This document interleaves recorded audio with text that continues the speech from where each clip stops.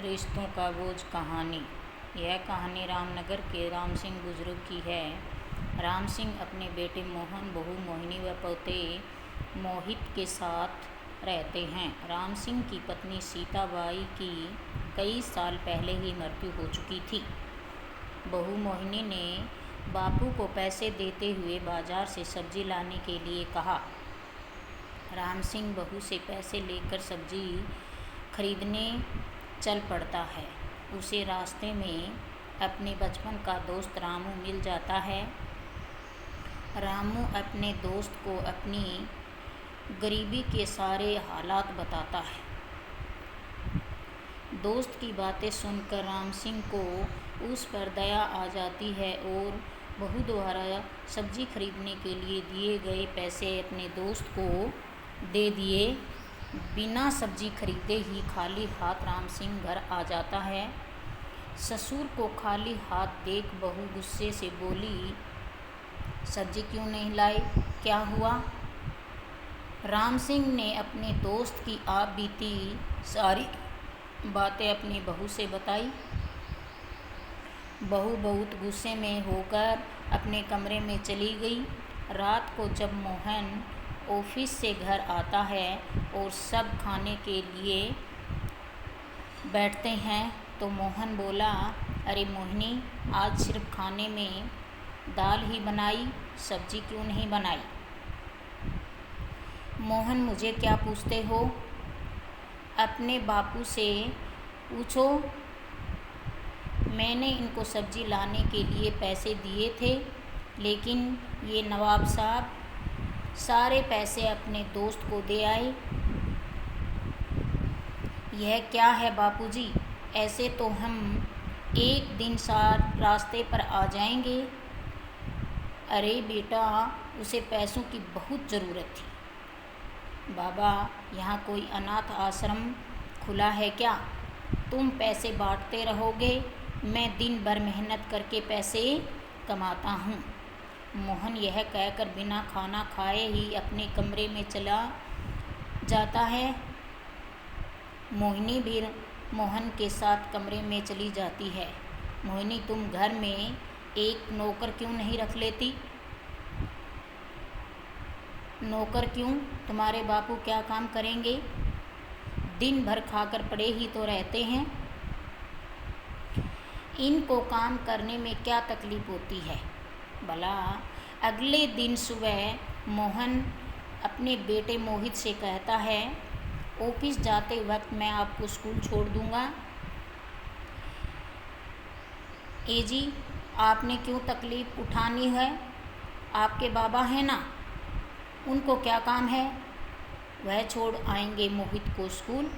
Mohan office चला जाता है। बापूजी, जाइए मोहित को स्कूल छोड़ आइए ज़रा।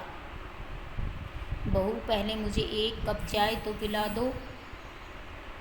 पहले बेटे को स्कूल छोड़ कर आओ, आकर अपने हाथ से बनाकर पी लेना। बेचारा राम सिंह अपने पोते को लेकर स्कूल छोड़ने के लिए चल पड़ता है। पोते को स्कूल छोड़कर आता है तो बहू कहती है, बापूजी, मुझे बहुत काम है, क्या आप घर की साफ़ सफाई कर देंगे? बहू, तुम यह क्या कह रही हो? क्या बापूजी, आप सारा दिन ऐसे बैठे रहते हो, थोड़ा काम कर लोगे तो क्या हो जाएगा? बेचारा राम सिंह धीरे धीरे घर का सारा काम करने लगता है, झाड़ू पोछा, सुबह शाम खाना बनाने तक। बहू अपने ससुर पर अत्याचार करती रही। एक दिन मोहिनी की सहेली सोनाली घर आती है। अरे सोनाली, कैसी हो तुम? मैं तो अच्छी हूँ, तुम कैसी हो? तुम कहीं जा रही हो क्या? हाँ, मैं आज शाम को मोहन के साथ फिल्म देखने जा रही हूँ। अरे मोहिनी, घर में ससुर के होते हुए तुम ऐसे कैसे जा सकती हो? तो क्या उसके लिए हम अपनी खुशियों को कुर्बान कर दें? उसकी क्या हिम्मत वह हमें कुछ कह दे? अरे तुम बहुत किस्मत वाली हो मोहिनी, जो तुम्हें ऐसा पति मिला। हमारे घर में तो सिर्फ मेरे ससुर की चलती है, उसके बनाए हुए रास्ते पर ही हम सब को चलना पड़ता है। अरे सोनाली, आपके ससुर तो पैसे वाले रईस हैं, मेरे ससुर तो भूखे नंगे हैं, उल्टा हमारे ऊपर ही बोझ बने हुए हैं। मोहिनी और सोनाली की सारी बातें राम सिंह सुन रहे होते हैं। अरे बापूजी, हमारे घर में मेहमान आया है, जाओ हमारे लिए चाय बना कर लाओ। राम सिंह आँखों में आंसू लिए हुए धीरे धीरे कदमों से रसोई घर में जाता है और चाय बना कर लाता है। सहेली चाय पीकर अपने घर चली जाती है। अरे बापूजी, कहाँ मर गए? यह पैसे लो और बाज़ार से सामान लेकर आओ। और हाँ, पिछली बार की तरह किसी को दान में मत दे देना, नहीं तो घर में नहीं घुसने दूंगी। बहू मुझे थोड़े पैसे दो, मैं डॉक्टर के पास जाने वाला हूँ, मेरी तबीयत खराब हो रही है।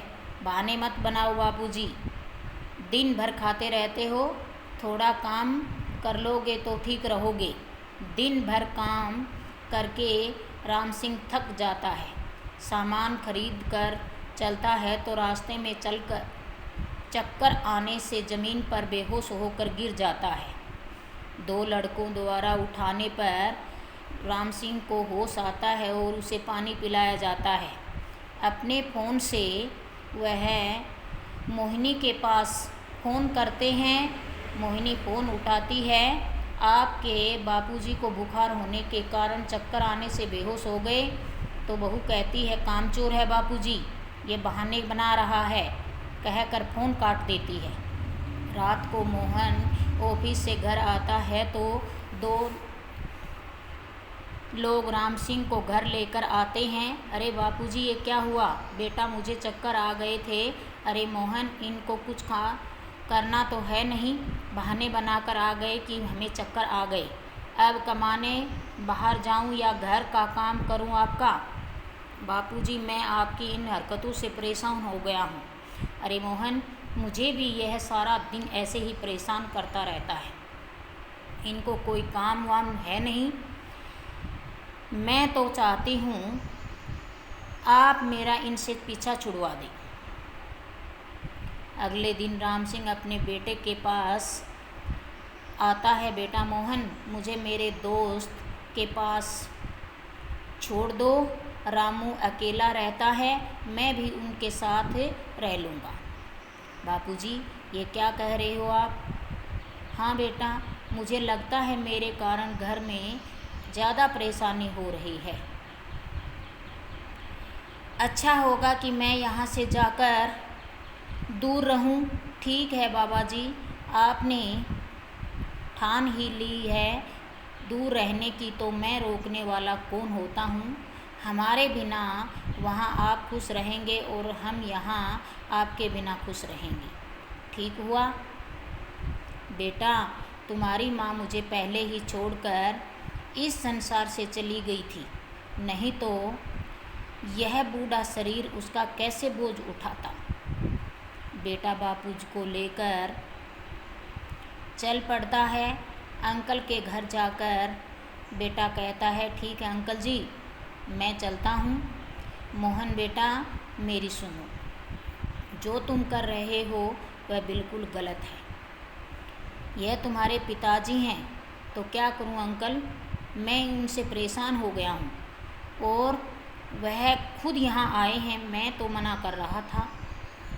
तुम राम सिंह की अपनी औलाद नहीं हो बेटा, तुम सौतेली औलाद हो। ये क्या कह रहे हो अंकल? हाँ बेटा, मैं ठीक कह रहा हूँ। एक दिन की बात है, हम रास्ते से जा रहे थे तो एक छोटा बच्चा भीख मांग रहा था। राम सिंह ने उसे गोद में उठा लिया और अपने घर उसे ले आए। उसे पढ़ाई लिखाई कराकर नौकरी दिलवाकर बड़ा आदमी बनाया, वह बड़ा आदमी बेटा तुम हो।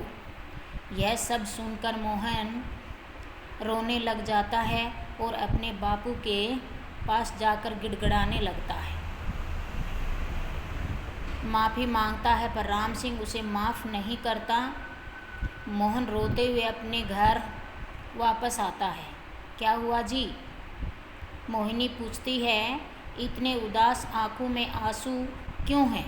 मोहन अपनी पत्नी को बातें बताता है तो पत्नी भी रोने लगती है। मैंने बापूजी पर बहुत जुल्म किए जी, मुझे भगवान कभी माफ़ नहीं करेगा। दोनों दौड़ते हुए बापू जी के पास जाकर पैर पकड़कर माफ़ी मांगते हैं। बापूजी हमें माफ़ कर दो, हमने बड़ी गलती की है।